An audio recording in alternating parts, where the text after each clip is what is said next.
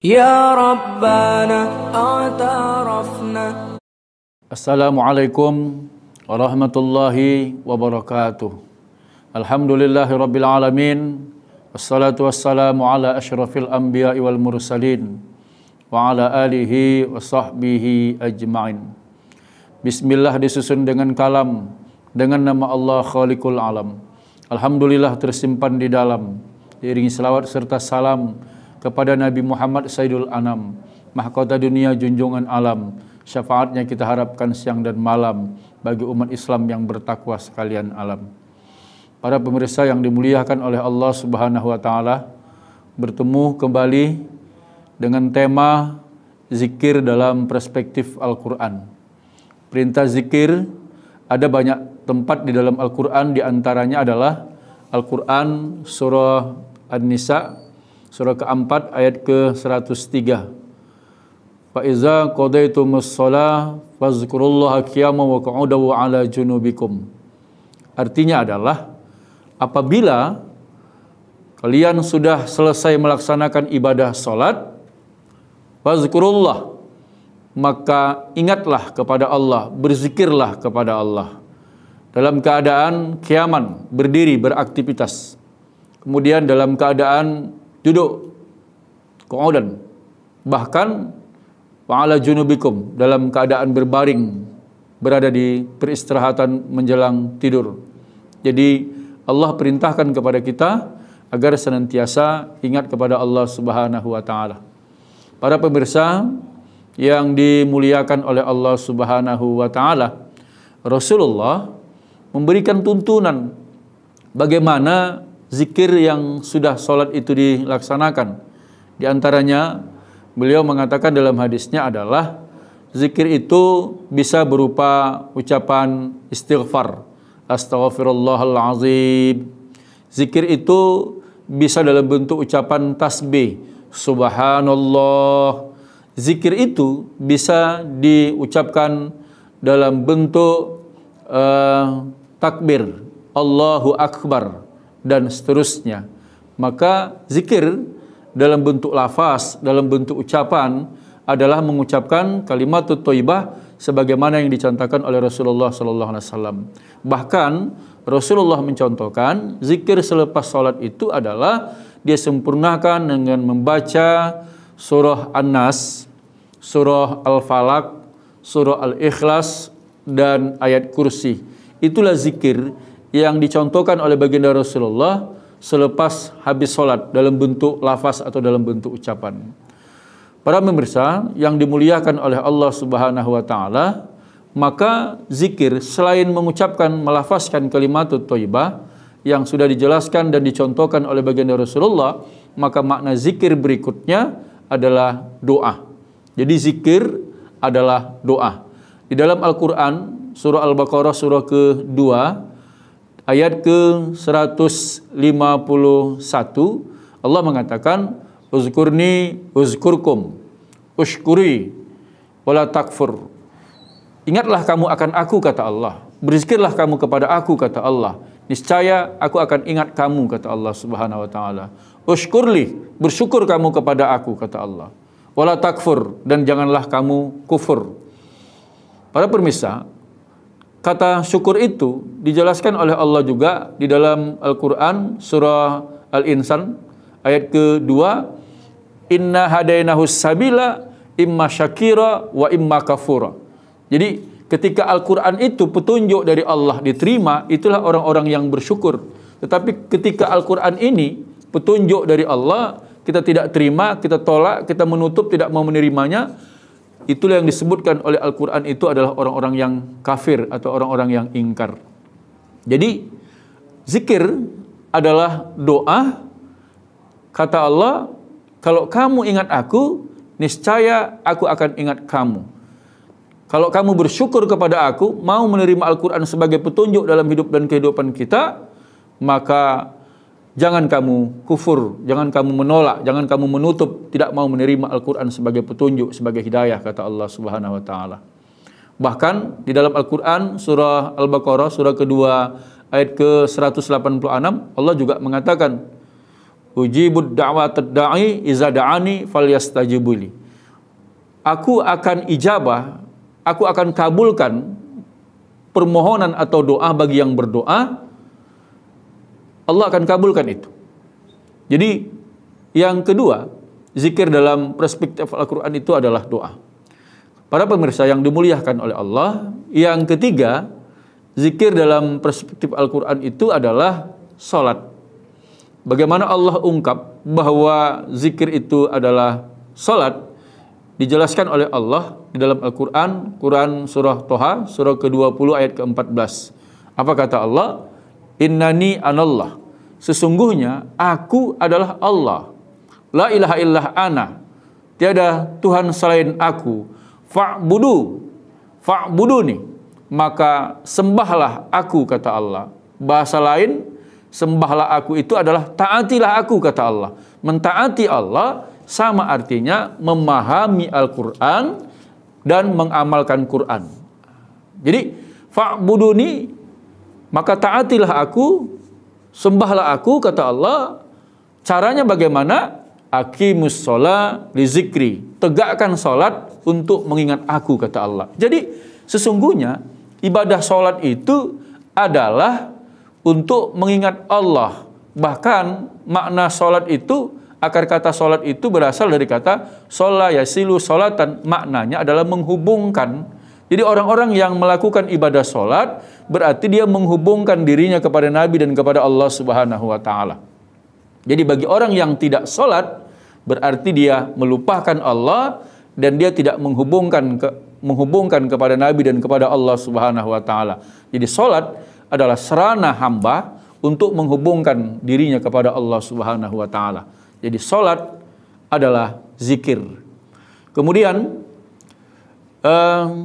sholat itu sebagai zikir. Selanjutnya kita lihat juga bagaimana makna zikir dalam perspektif Al-Quran. Yang berikutnya adalah Quran surah Al-Hijr. Allah katakan, inna nahnu nazalna zikra wa innahu lahafizun. Kamilah yang menurunkan az-zikra itu. Az-zikra itu adalah nama lain dari Al-Quran. Jadi sesungguhnya, kata Allah, kamilah yang menurunkan Al-Quran itu, wa innahu lahafizun, dan kamilah yang memelihara Al-Quran itu. Maka zikir adalah Al-Quran. Maknanya apa? Orang-orang yang ahli Quran, maka disebut juga dia sebagai ahli zikir. Nah, ahli zikir, siapakah ahli zikir atau ahli Quran itu? Ada 3 kategori. Pertama, ahli zikir atau ahli Quran itu adalah ahli tadabbur. Orang-orang yang menyempatkan dirinya untuk memahami Al-Quran. Jadi yang pertama, kami ulangi, ahli zikir atau ahli Quran adalah ahli qiraat. Ahli qiraat. Orang-orang yang menyempatkan dirinya untuk senantiasa membaca Al-Quran. Bahkan dia mampu melaksanakan qiraat, membaca one day one juz. 1 hari 1 juz. Jadi orang-orang yang suka membaca Al-Quran, maka Allah dan Rasulnya menyebutkan dia, mengelompokkan orang-orang seperti ini adalah ahli qiraat. Jadi perbanyaklah membaca Al-Quran agar kita masuk ke dalam golongan orang-orang yang ahli qiraat. Nah, yang kedua yang disebut dengan ahli zikir atau ahli Quran itu adalah ahli tadabbur. Apa itu ahli tadabbur? Orang-orang yang memahami isi Quran dan berupaya mengamalkan Al-Quran. Jadi bagaimana kita bisa menyempatkan diri untuk mentadabbur Al-Quran ini? Bahkan di dalam Al-Quran surah An-Nisa juga mengatakan orang-orang yang ahli tadabbur berarti orang-orang tersebut akan meminimalisir terjadinya ikhtilaf, perbedaan di tengah-tengah umat ini. Oleh karena itu, maka jadilah kita sebagai orang-orang yang ahli tadabbur atau ahli Quran. Nah, yang ketiga disebutkan juga sebagai ahli zikir atau ahli Quran adalah orang-orang yang ahli tahfiz. Jadi bagaimana Al-Quran ini hafal dan dia mampu melafazkan Quran itu yang 30 juz ini. Tapi sesungguhnya para pemirsa yang dimuliakan Allah, makna lain daripada ahli tahfiz ini adalah ahli tahmil. Apa maksudnya tahmil? Tahmil secara bahasa orang-orang yang bisa membawa Al-Quran. Nah, secara fisik Al-Quran ini kita kumpulkan, kita bawa, maka semua orang bisa membawa Al-Quran ini secara fisik. Jangankan kita manusia, bahkan kalau Quran ini kita masukkan ke dalam kardus secara fisik, lalu kita suruh onta membawanya, maka onta pun bisa membawa Al-Quran secara fisik. Tapi yang harus kita pahami, ahli tahmil itu tidak saja membawa Al-Quran secara fisik, tetapi adalah orang-orang yang mempelajari Quran, memahami Quran, dan melaksanakan isi Al-Quran. Maka ahli zikir itu adalah, atau ahli Quran itu adalah sesungguhnya orang-orang yang mengaktivitaskan Al-Quran di dalam kehidupannya sehari-hari. Bagaimana mungkin kita bisa menjadi orang-orang yang ahli Quran, ahli zikir, mengaktivitaskan Quran di dalam kehidupan kita sehari-hari kalau kita tidak mau mempelajari Quran. Mulai tahapnya mengenal huruf, bisa membaca, kemudian memperbaiki bacaannya, tahsin. Yang ketiga, mentadabur dan memahami isinya. Dan yang keempat, bisa mengaktivitaskan Quran di dalam kehidupan kita sehari-hari. Maka Allah katakan di Quran surah An-Nisa ayat 103 tadi, pada saat kiamat berdiri beraktivitas.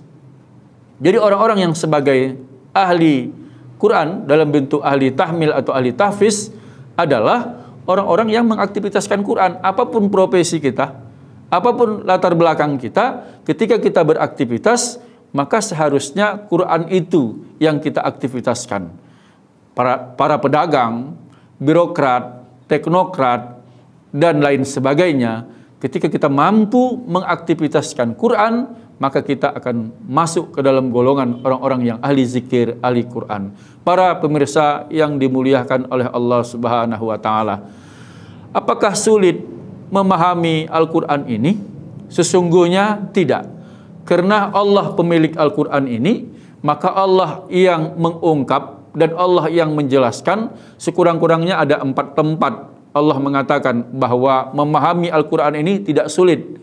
Dan Al-Quran ini adalah sebagai peringatan bagi orang-orang yang mau memahaminya. Jadi memahami Al-Quran, kata Allah, Allah jamin tidak sulit. Sekurang-kurangnya ada 4 tempat dalam Al-Quran. Quran surah Al-Qamar, surah ke-54, mulai dari ayat 17, ayat ke-22, ayat ke-32, bahkan ayat ke-40 redaksinya sama. Walaqad yassarna Al-Quran li zikri fahal mim muddakir. Sesungguhnya memahami Quran itu mudah, kata Allah, dan menjadikan Quran itu sebagai peringatan bagi orang-orang yang mau memahaminya. Jadi para pemirsa yang dimuliakan oleh Allah Subhanahu wa Ta'ala, agar kita berzikir tidak pernah lupa kepada Allah, sebagiannya kita memahami Quran dan mengaktivitaskan Quran dalam kehidupan kita sehari-hari. Nah, oleh karena itu, kalau Nabi Muhammad dulu sebelum diberangkatkan oleh Allah Isra wal Mi'raj, maka yang dilakukan oleh malaikat Jibril kepada Muhammad adalah membelah dada Muhammad.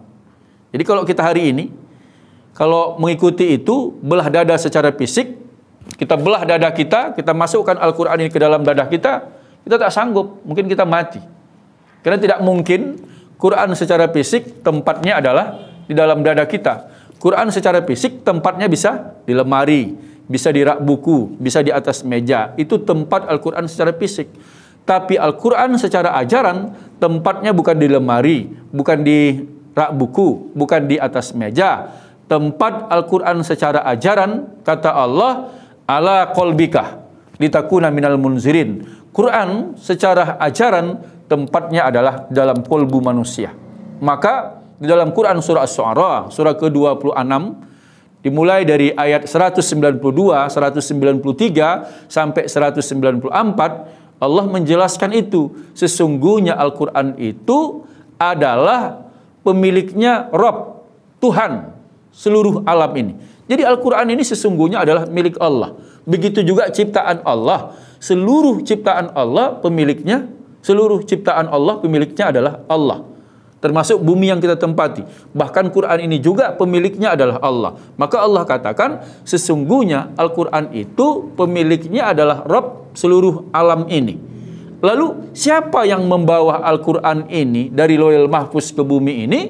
yang membawanya adalah Ruhul Amin, malaikat Jibril alaihissalam. Lalu kemana malaikat Jibril ini membawanya, mengajarkannya ke bumi ini?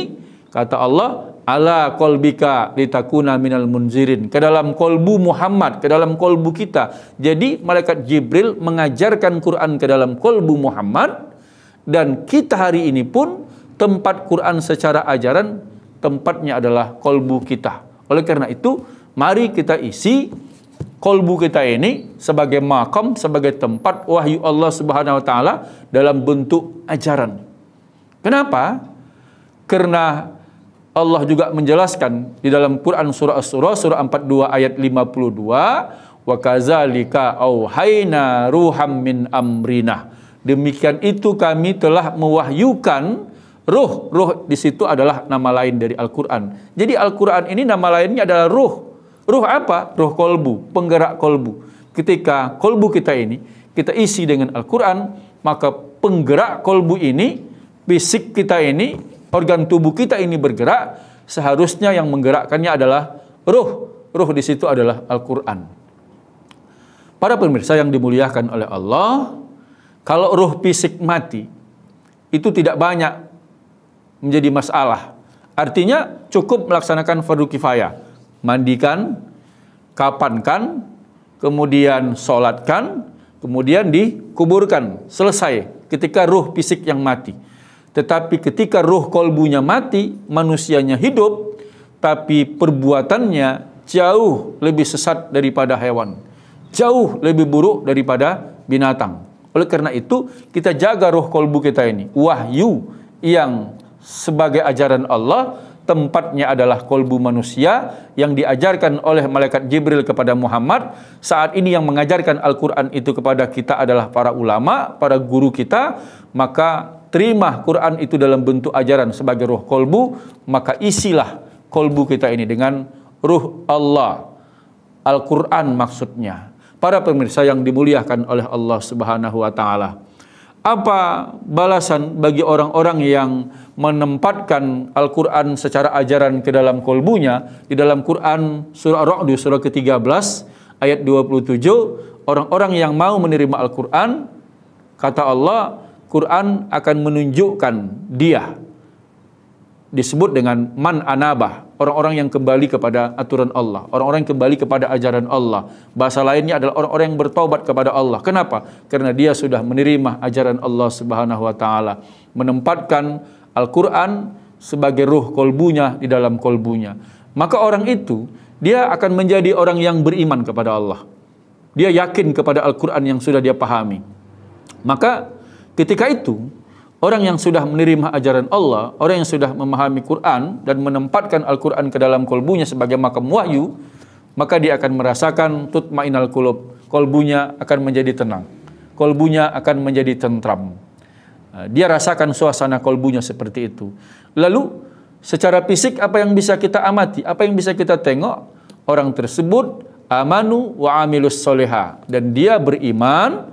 Iman itu adalah sami'na wa ata'na. Ketika dia dengar Quran itu, dia pahami Quran itu, dan dia laksanakan Quran itu iman. Dan dia buktikan dengan wa amilus solehat, adalah amal-amal solehnya. Maka orang yang seperti itu, kata Allah, man anabah, kembali kepada Allah, memahami Quran, yakin Quran, lalu mengaktivitaskan Quran dengan amal solehnya, maka dia akan mendapatkan husnu ma'ab, tempat yang terbaik. Baik terbaik di dunia ini, di sisi manusia, maupun terbaik di sisi Allah nanti di akhirat nanti. Maka jadilah kita orang-orang sebagai ahli zikir, ahli Quran, yaitu orang-orang yang mengaktivitaskan Quran agar kita mendapat tempat yang terbaik ketika kita hidup di dunia ini, dan kita juga mendapat tempat yang terbaik di akhirat nanti. Itu janji Allah kepada kita semua. Mudah-mudahan apa yang disampaikan dalam kesempatan kali ini dengan mengambil tema zikir dalam perspektif Al-Quran, kita bisa senantiasa berzikir dengan mengucapkan kalimatut thayyibah, mulai dari istighfar, astaghfirullahalazim, tasbih, subhanallah, tahmid, alhamdulillah, takbir, Allahu Akbar. Kemudian kita sempurnakan Zikir itu selepas habis solat membaca surah An-Nas, surah Al-Falaq, kemudian Al-Ikhlas, dan disempurnakan dengan ayat kursi sebagaimana baginda Rasulullah mencontohkan. Tetapi selain itu zikir maknanya adalah berdoa. Maka seringlah kita berdoa kepada Allah. Orang yang berdoa kepada Allah, Allah akan kabulkan, Allah akan ijabah doa-doanya. Selanjutnya kita tetap melaksanakan ibadah solat, karena solat itu adalah sebagai zikir untuk mengingat Allah.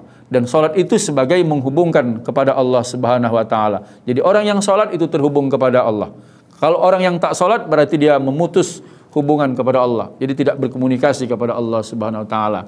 Yang berikutnya tadi, zikir adalah nama lain dari Al-Quran. Jadi sesungguhnya orang yang berzikir itu adalah orang-orang yang mengaktivitaskan Al-Quran di dalam kehidupannya sehari-hari. Demikian, mudah-mudahan ada manfaatnya untuk kita semua. Sebelum saya akhiri dengan salam, berikan kesempatan kepada saya untuk memohon maaf kepada para pemirsa semua. Jika kaca terbelah dua, jangankan papan dijadikan pengganti. Jika ada untaian kata saya yang salah, mohon maaf saya diberi. Daun nipah indah tersusun, elok dijalin dijadikan atap. Kepada Allah Subhanahu wa Ta'ala saya mohon ampun. Kepada para pemirsa sekalian saya mohon maaf. Billahi taufik wal hidayah. Assalamualaikum warahmatullahi wabarakatuh. يا ربنا اعترفنا